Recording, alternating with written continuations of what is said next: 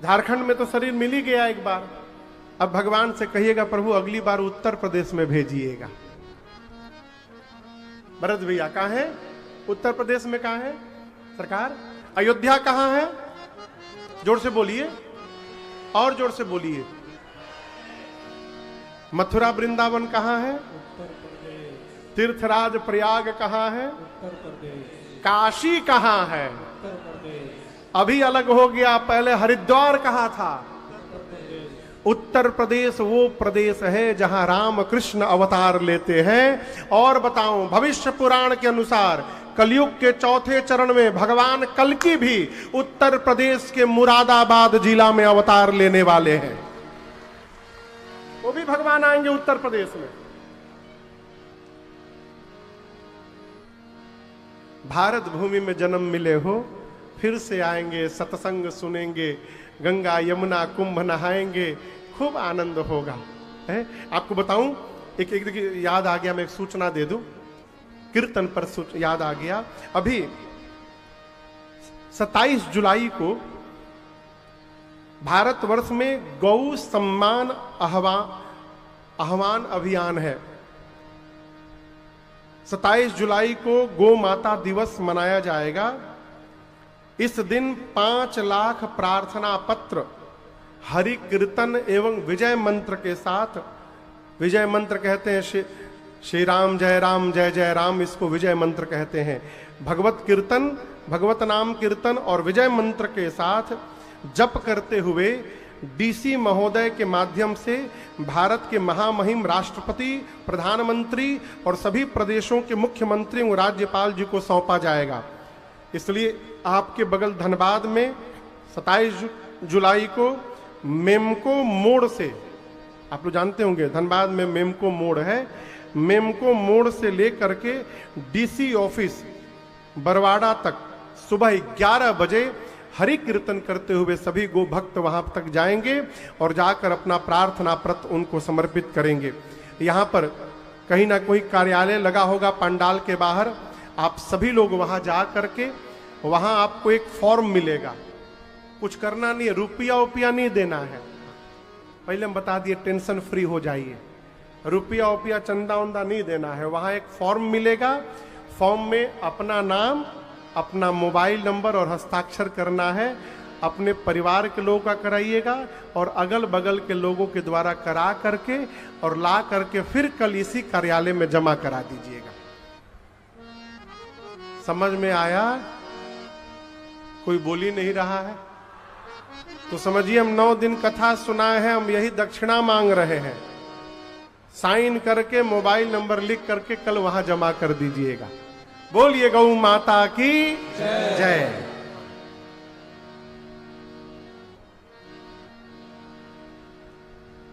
भरत जी बोले मुझे अर्थ नहीं चाहिए, धर्म नहीं चाहिए, काम नहीं चाहिए, मोक्ष नहीं चाहिए, क्या चाहिए? जन्म जन्म रति राम पद, यह वरदान न आन। बोले भरत जी, जब जब मैं धरती पर जन्म लूं एक ही वरदान दीजिए, तब तब मेरे भैया राम के चरणों के प्रति मेरा प्रेम दिन रात बढ़ता जाए, इसके अलावा हमें आपसे और कुछ नहीं चाहिए। भरत जी कहते हैं सितारा। त्रिवेणी जी से आवाज निकली, सरस्वती जी ने कहा हे भरत जी, आप सब प्रकार साधु हैं, तात भरत तुम सब विधि साधु। व्यर्थ में आप ग्लानि करते हैं। आपके भैया राम जी जितना आपको प्रेम करते हैं उतना किसी को नहीं करते। भरत जी पूरे समाज के साथ भरद्वाज जी के पास जाकर के बैठे। आप इस दृश्य की कल्पना करिए, भरत जी बैठे हैं, सभी माताएं बैठी हैं, कई मैया भी हैं, पूरा समाज है भरद्वाज जी के आश्रम में। भरत जी कैसे बैठे पता है? सिर नीचे झुका करके। क्यों? भरत जी को लग रहा है यदि भरद्वाज जी पूछें कि भरत जी पूरा परिवार लेकर वन में कहां जा रहे हैं, मैं क्या बताऊंगा कि मुझे जन्म देने वाली मेरी ये मां कैकेयी ने मेरे भैया को वन में भेज दिया। मारे संकोच के भरत जी मौन हैं। और यहां एक सूत्र याद रखिएगा जीवन भर, घर परिवार में यदि कोई व्यक्ति आपका अपना मारे संकोच और शर्म के बोल नहीं पा रहा है, उससे ऐसा कोई काम हो गया कि वो बोल नहीं पा रहा है शर्म के मारे, तो आप उसके बोलने की प्रतीक्षा मत करिए, आप ही अपनी ओर से आगे बढ़ करके बात कर लीजिए और इस संकोच शर्म को समाप्त करिए। वहां पर भरत जी को कहने में संकोच हो रहा है, तो भरद्वाज जी स्वयं सामने से आकर बोले, भरत जी किस बात की चिंता कर रहे हैं? तुम गलानि जिया जनि करहु, समुझि मात कर तू, तात कैकई दोष नहीं, गई गिरामती दूर। हे भरत जी, आप किस बात की ग्लानि कर रहे हैं? आपको लग रहा है कि आपकी मां ने सब कर दिया, आपकी मां का कोई दोष नहीं है, कैकई का कोई अपराध नहीं है, वो तो सरस्वती आई मति पलट के चली गई। और हम एक बात कहें भरत जी, आप राजा बन जाते ना तो बहुत अच्छा करते। सब लोग कह रहे थे राजा बन जाइए, राजा बन जाइए, आप यदि राजा बन जाते अच्छा करते, लेकिन आप राजा नहीं बने तो आपने अच्छा नहीं किया, आपने बहुत अच्छा किया भरत जी। क्यों? जीवन में यहां कोई नेता नहीं है ना, है लोग, खत्म नहीं बोलेंगे। देखिए, जीवन में ऐसा ही पद का आश्रय करना चाहिए जहां से उतरना ना पड़े। बुरा मत मानिएगा, आप आज विधायक बन जाइए, सांसद बन जाइए, मुख्यमंत्री बन जाइए, प्रधानमंत्री बन जाइए, कितने दिन रहिएगा? 5 साल, 10 साल, 15, 20, 25, 30, 35, 40, एक ना एक दिन तो उतरिएगा ना। अब जिस दिन उतरिएगा उसी दिन भूत पकड़ेगा। भरत भैया, कोई दिन ही भूत पकड़ी, नाम के पहले लिखा जाएगा भूतपूर्व सांसद जी, नाम बाद में आएगा, ये भूत पहले आ जाएगा सरकार। और ऐसा भूत पकड़ेगा कि मुअला के बादो ना छोड़ी, फोटोओं पर लिखल रही भूतपूर्व सांसद जी। ऐसा कामे क्यों किया जाए कि भूत प्रेत पकड़ ले? भगवान का भक्त भूतपूर्व नहीं होता, भगवान का भक्त अभूतपूर्व होता है। वो एक बार देखिए, एक बार जो राम जी के पद पर बैठ गया चरणों में, वो वहां से कभी उतरने वाला नहीं है। इसलिए जीवन में यदि पद को स्वीकार करना हो तो मेरे रघुनाथ जी के पद को स्वीकार करिए। भरत भैया पूरे समाज के साथ भरद्वाज जी के आश्रम में रात्रि में रहे, प्रातः काल विदा लेकर के चले हैं। आपको बताऊं, भरत जी जब चल रहे हैं ना तो राम राम जप रहे हैं, राम राम राम राम। और भरत जी के मुख से राम शब्द को सुन करके रास्ते के पत्थर पिघलने लगे मोम की तरह। इस दृश्य को जब देवताओं के राजा इंद्र ने देखा तो डर गए, अरे राम, भरत जी राम कह रहे हैं तो पत्थर पिघल जा रहे हैं। यदि भरत जी जाके राम जी से बोल देंगे तो राम जी को पिघलने में कितना समय लगेगा। और कहीं राम जी भरत जी के साथ वापस अयोध्या लौट के चले गए तो रावण से मेरी कुर्सी कौन दिलाएगा? इंद्र को अपनी कुर्सी की पड़ी है। इंद्र गए देव गुरु बृहस्पति के पास, जाकर बोले, गुरुदेव आप ऐसा कुछ करिए ना कि राम जी और भरत का भेंट ना हो, दोनों भाई मिल ना पाए। देव गुरु बृहस्पति को आवेश आ गया, बोले इंद्र, 1000 नेत्र होने के बाद भी अंधे बने हुए हो। जीवन में भगवान के भक्त के प्रति माया मत करिएगा। मायापति सेवक सन माया, करई तो उलट परई सुरराया। यदि भगवान के भक्त के साथ माया करोगे तो माया उलट के आप ही के ऊपर चढ़ जाएगी। सरकार, हम एक बार लगभग 12-13 साल पहले उत्तर प्रदेश में कथा गाने का एक जगह है बिसवा, सीतापुर लखनऊ के पास में एक जगह है बिसवा। शिवरात्रि में राम कथा थी भैया, जाड़े के समय में कथा करने गया तो 5वें दिन एक कवि जी मेरे कमरे में आए। अवस्था होगी, हमसे छोटे ही थे उस समय वो। तो मैंने बोले कि मैं कवि हूं, हिंदी में, अंग्रेजी में, संस्कृत में, उर्दू में कविता लिखता हूं। बोले आप तो परम विद्वान है, बैठिए। मैंने मिठाई खिलवाया, चाय पिलवाया। सरकार, मेरे राघव सरकार थे, बोले बहुत सुंदर फोटो रखे हैं महाराज। बोले कवि जी, फोटो नहीं, हमारा भगवान है। फोटो ना बोलिएगा और ये ना समझिए कि फोटो है, ये सब सुनते हैं, सब देखते हैं। ये मैं उनको कहा। इसके बाद हमको 1.5-2 घंटा वो कविता सुनाए, अच्छी अच्छी कविता सुनाए, सुना के चले गए। उस रात को जब मैं सोने गया तो मुझे नींद ना आवे, न जाने क्यों। 1:30-2 बज गए रात के, मैं परेशान, नींद क्यों नहीं आ रही है। अंत में कहा चलो कुछ पढ़ा जाए। तो भारत में एक संत हुए प्रातः स्मरणीय परम पूज्य श्री गीतानंद जी महाराज, गीता कुटीर हरिद्वार, उनका उपनाम था भिक्षु जी। तो सन 1984 में भिक्षु जी के भजन की एक पुस्तिका है, उसका नाम है भिक्षु ज्ञान गीतांजलि। इतनी मोटी किताब है, वो पुस्तक मेरे पास है, अभी भी है कमरे में। तो मन में आया कि चलो ये इसी को पढ़ा जाए, एक नया भजन निकाला जाए, पढ़ा जाए। इतनी मोटी किताब मैं बीच में पकड़ के जैसे खोला और जो पृष्ठ खुला उस पर जो भजन लिखा था वही भजन हमको कवि जी सुना कर गए थे, और उसमें से भिक्षु जी का नाम काट के आपन नाम जोड़ गए थे। अब भरत भैया, मैं जब पढ़ने लगा, ममता जगाने की कोशिश न करना, कब्जा जमाने की कोशिश न करना, मुझे यारी इतना बड़ा पाप। अब मुझे तो इतना क्रोध आया उस समय, हम मन से भगवान फिर भेटाएं मत हम क्यों।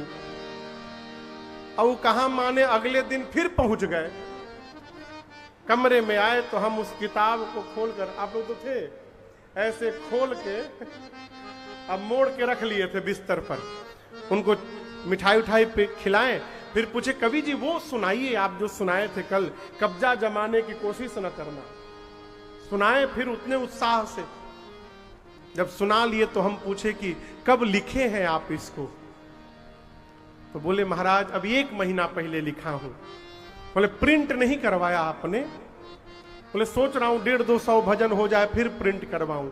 जन्म कब हुआ है आपका? बोले 1987 में महाराज। बताइए, आप इतना मेहनत करके लिखे 1 महीना पहले, अब भिक्षु जी आपके जन्म के पहले ही चुरा के छपवा दिए हैं। बोले का मतलब? हम किताब जब उनके हाथ में दिए, इसको पढ़िए। जाड़े के समय में उनका पसीना निकलने लगा। तब मैंने कहा, आपसे मैंने कल कहा था कि ये मेरे भगवान हैं, फोटो नहीं है, ये सब देखते हैं, सब सुनते हैं। इन्हीं के सामने बैठकर आपने इनके बच्चे की रचना चुरा कर अपना नाम लगा दिया। रात में ठाकुर जी ने मुझे दिखाया है, देख वो झूठ बोलकर गया है, उसकी रचना नहीं है, ये भिक्षु जी की रचना है। ये जो चौपाई कह रही है, भगवान के भक्त के साथ माया करिएगा, वो माया पलट के आपके ऊपर चढ़ जाएगी। इसलिए हे देवराज इंद्र, सावधान हो जाइए। आपको क्या लग रहा है भरत जी राम जी से मिलने जा रहे हैं? सौरव भैया कहां है? कहां है सौरव जी? सौरव जी कहां है? वो सौरव भैया कहां है? सौरव जी, हम बुला नहीं रहे आपको। देखिए 5 बार नाम लिए तो आ गए ना। सौरव भैया किया तो आ गए ना। पूरा जगत राम जी का नाम जपता है, राम जी चित्रकूट में बैठकर भरत जी का नाम जप रहे हैं। राम जी निरंतर भरत भरत बोल रहे हैं, इसलिए भरत जी राम जी से मिलने जा रहे हैं। देवगुरु बृहस्पति कहते हैं, भारत पूरा जगत राम राम जपता है, राम जी निरंतर भरत भरत जपते हैं। इसलिए मैं कहता हूं, हे देवराज इंद्र, भगत शिरोमणि भरत ते जनि डर पहु सुर पार। भरत जी से डरिए मत आप। देवराज इंद्र ऊपर से ही मानसिक रूप से भरत भैया के चरणों में प्रणाम करते हैं। भरत जी पूरे समाज को लेके जा रहे हैं। जिस गांव के बगल से राम लक्ष्मण जी गए थे सरकार, उसी गांव के बगल से भरत जी जा रहे हैं। बच्चे गांव के बाहर खेल रहे थे। बच्चों ने देखा भरत शत्रुघ्न जी को सांवला गोरा दिखाई पड़ा। बच्चों को लगा कि पहले जो आए थे वही दोबारा आ गए हैं। जाकर गांव में माता पिता को बताएं, कोल भीलों का पूरा गांव बाहर आ गया। सब लाइन लगा के खड़े हैं, आपस में बोल रहे हैं, उहे हैं का लग तो इसने रहे हैं, सांवले हैं गोरे हैं। एक ने कहा नहीं नहीं वो नहीं है। क्यों? उस दिन जो दोनों गए थे ना, वो दोनों हंसते हंसते जा रहे थे, ये दोनों रोते रोते जा रहे हैं। ये उस दिन वाले दोनों नहीं है। एक गांव वाले ने कहा कि हम बताएं कौन है। हमको तो लग रहा है कि उस दिन जो दोनों गए थे ना, ये दोनों उनके भाई हैं। लगता है वो दोनों घर से रूठ कर चले आए हैं, ये दोनों उनको मनाने के लिए जा रहे हैं। एक ने कहा यदि ये दोनों उन्हीं के पास जा रहे हैं तो क्यों ना हम लोग भी इनके साथ लग लेते हैं। इनके साथ चलेंगे तो उनके पास पहुंच जाएंगे और फिर से एक बार उनका दर्शन करने का सौभाग्य प्राप्त हो जाएगा। कोल भील जाकर भरत जी से पूछते हैं, क्या हम आपके साथ चल सकते हैं? और आपको बताऊं, भरत जी साधु हैं। भरत जी क्या है? जोर से बोलिए। साधु का यही काम है, गांव में, नगर में, समाज में घूमता रहे और लोगों को अपने साथ जोड़ करके भगवान की शरण में पहुंचाता रहे। ये साधु का काम है। भरत जी जो आया उसको अपने साथ ले लिए। इसलिए पहली भक्ति संत का संग है।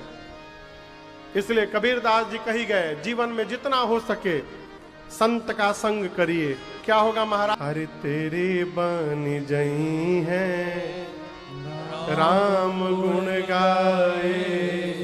भरत भैया पूरे समाज को लेकर चित्रकूट में पहुंचे मंदाकिनी जी के किनारे। गोस्वामी जी कहते हैं, उहां राम रजनी अवशेषा। कहां? कहां? उहां। कहां? उहां। उहां मने भोजपुरी नहीं के बुझात। उहां मने वहां पर। गोस्वामी जी कहते हैं, वहां रात्रि बीतने के बाद सीता जी जगी, राम जी जगे। कहां? वहां चित्रकूट में। तो ये बतिया कहने वाले गोस्वामी तुलसीदास जी कहां हैं? सोचने वाली बात है ना। कहते हैं वहां रात्रि बीतने के बाद राम जी जगे, तो गोस्वामी जी कहां है? यहां। यहां कहां? भरत जी के पास। आप दर्शन करिए।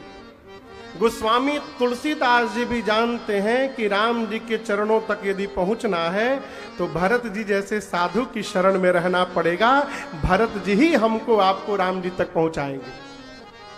इसलिए भरत जी के पास गोस्वामी जी अपने को मानसिक रूप से रखे हैं और कहते वहां चित्रकूट में रात्रि बीतने के बाद प्रातः काल राम जी जगे तो सीता मैया ने कहा, प्रभु मैंने भोर बेला में एक स्वप्न देखा है। क्या देखा है? एक एक पद सुनाता हूं आपको। मां कहती हैं, ऐसान अरे देखनी हाँ सपनावा नाथ सुनी ना ऐसान हम देखनी हा सपनवा नाथ। क्या देखा? मां कहती हैं सपने में मैंने देखा है, अरे अवतारे भाई भारत अब पीर से शरीर बाजरा अवतारे भाई भारत पीर से शरीर बाजरा उनका अरे पातर भइल बतनवा नाथ सुनी ना ऐसान देखनी हा सपनवा। मां ने कहा प्रभु मैंने स्वप्न में देखा है कि भरत जी आ गए हैं, वियोग के कारण पूरा शरीर दुर्बल हो गया है। नाथ साथ में पूरा परिवार था, माताएं भी दिखाई पड़ी सपने में, लेकिन प्रभु आज माताओं के मांग में मुझे सिंदूर नहीं दिखाई पड़ा। राम जी सुनते रोने लगे, कहे सीते भोर बेला का स्वप्न कहीं सत्य न निकल जाए। तुरंत लक्ष्मण भैया को लेकर राम जी भगवान शिव का पूजन करने लगे। पूजन करके भगवान श्री राम मुनियों के पास अभी आदर सत्कार, अचानक उत्तर दिशा का आकाश पूरा धूल से भर गया। पक्षी चहचहा कर इधर उधर भागने लगे। राम जी दौड़कर आश्रम गए। कुछ कोल भील राम जी को ढूंढ रहे थे। कोल भीलों ने राम जी से कहा प्रभु आपके जैसे कोई आपके भाई हैं क्या? राम जी बोले हाँ मेरे जैसे एक मेरे भाई है, उनका नाम भरत है क्या? राम जी बोले हाँ उनका नाम भरत है। कोल भीलों ने कहा प्रभु भरत जी आ गए हैं। सुनत सुमंगल बै मन प्रमोद तन पुलक भर शरद सरोरुहन तुलसी भरे स्नेह जल। जैसे राम जी सुने कि भरत जी आ गए हैं, भगवान गदगद हो गए, एक एक रोम पुलकित हो गया, नेत्र से झरझर अश्रु निकल पड़े। लेकिन अगले क्षण भगवान उदास हो गए। क्या हो गए? क्यों हो गए? क्यों हो गए? कारण कवन भरत आगमन। क्यों भरत जी आ गए? मैंने उनको कहा था कि अयोध्या की राज सत्ता संभालेंगे, यहां क्या करने आ गए?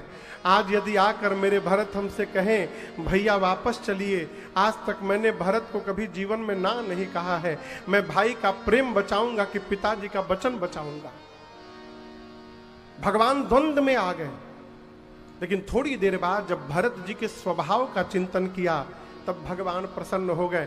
कोई बात नहीं, आने दो, मेरे भरत को मैं जानता हूं, मेरा भरत उतना ही करते हैं जितना उनके भैया राम कहते हैं, तो कल भी भरत वही करेंगे जो मैं कहूंगा, आने दो।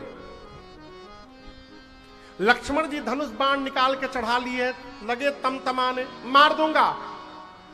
किसको मार दूंगा? भरत जी को मार दूंगा। अयोध्या की सत्ता प्राप्त करके मद हो गया भरत को। आज यदि ब्रह्मा और शंकर भी सहायता करने आ गए तो लक्ष्मण के बाण से भरत और शत्रुघ्न को कोई बचा नहीं सकता है। एक गर्जना की लक्ष्मण जी ने, आकाशवाणी ने जय जयकार किया। राम जी ने कहा लक्ष्मण क्या कहा तुमने? अयोध्या की सत्ता प्राप्त करके मेरे भाई को मद हो गया है। मैं कहता हूं लक्ष्मण, मेरे भाई भरत को यदि ब्रह्मा, विष्णु और महेश की भी सत्ता प्राप्त हो जाए, उसके बाद भी मेरे भरत को मद होने वाला नहीं है।